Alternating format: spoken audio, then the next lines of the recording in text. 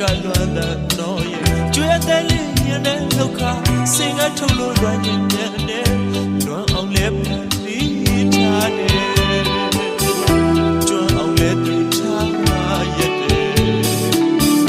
ပုံအော်လေးတွေလိုခေါ်ကျူးထုတ်ကပြောနိုင်ရင်ကွယ်အချစ်ရဲ့အလွမ်းတွေပြီးစင်ကစီကပြောပြလိုက်မယ်ဒီမဝတာအလွမ်းွယ်တစ်ချင်းတွေ